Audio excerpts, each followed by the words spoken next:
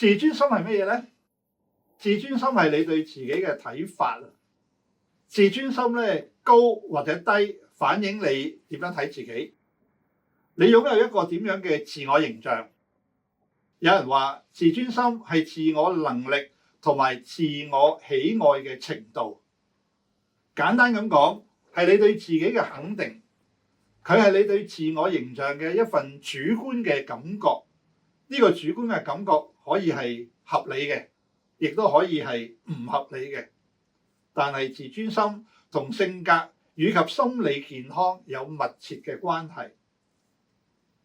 性格健康嘅人咧，肯定自己存在嘅價值，佢了解自己，有自知之明，樂於接受自己。心理缺陷嘅人缺乏自知之明，對自己嘅一切都感覺到唔滿意。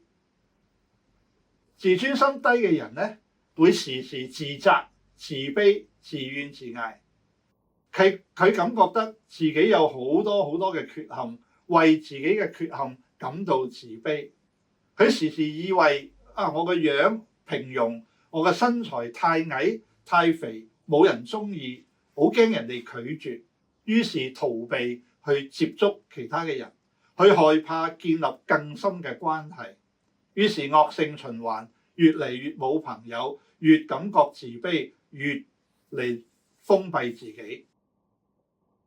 心理健康嘅人自尊心較為高啲，佢睇自己擁有價值，佢自覺值得人哋尊重同埋接納。自尊心強嘅人亦都比較容易接受自己嘅短處同埋不足。自尊心強弱嘅形成咧，其實係源自咩嘢咧？源自安全感、歸屬感、使命感、成功感同埋價值觀。你對自己肯定，對自己有正面正確嘅評價，你就會自愛、自重、自信，而且推己及人，尊重別人，愛護同埋接納別人啦。換句説話講，你欣賞自己就識得愛護自己、善待自己、尊重同埋接納自己。相反咧，你就會自暴自棄，感覺自己比人哋差，冇貢獻，甚至用灰色嘅眼鏡去睇整個嘅世界。要建立或者提高你嘅自尊心，第一件同埋最重要嘅事就係學習接納同埋欣賞自己，唔好等待人哋去欣賞你、讚美你，你自己要先成為欣賞自己嘅第一個人。有人形容林肯總統相貌奇醜，不修邊幅，衣着又冇品味，行路嘅姿勢好似大猩猩咁。佢出身貧窮，佢當選總統嗰一刻，所有嘅參議院嘅議員咧都感到好尷尬，因為林肯嘅爸爸係個寶鞋佬。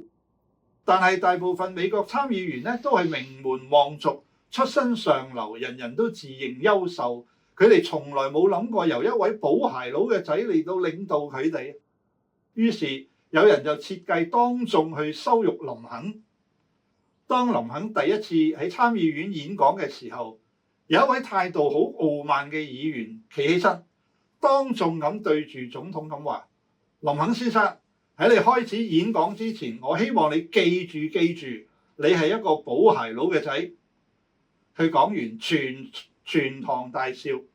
佢哋為咗能夠當眾羞辱林肯，感覺到好開心。喺呢個時候，林肯若無其事，温柔咁話：我好多謝你哋，令我諗起我嘅爸爸，佢已經過咗身。我一定謹記閣下嘅忠告，我永遠都係寶鞋佬嘅仔。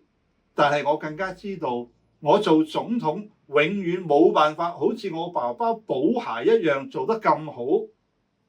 林肯冇成為偉大嘅寶鞋佬，但係成為偉大嘅領袖同美國總統。佢嘅自尊心，佢自己正面嘅睇法，使佢變得偉大。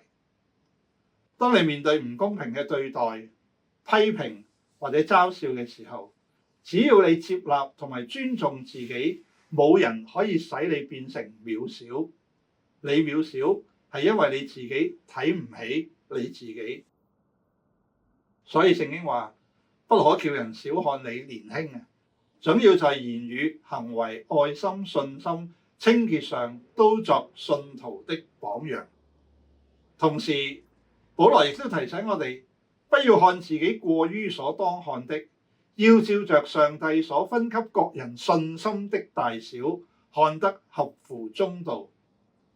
我好中意以下呢兩節嘅經文，聖經咁講，佢話在大戶人家不但有金器銀器，也有木器瓦器，有作為貴重的，有作為卑賤的。人若自潔，脫離卑賤的事，就必作貴重的器皿，成為聖潔，合乎主用，預備行各樣嘅善事。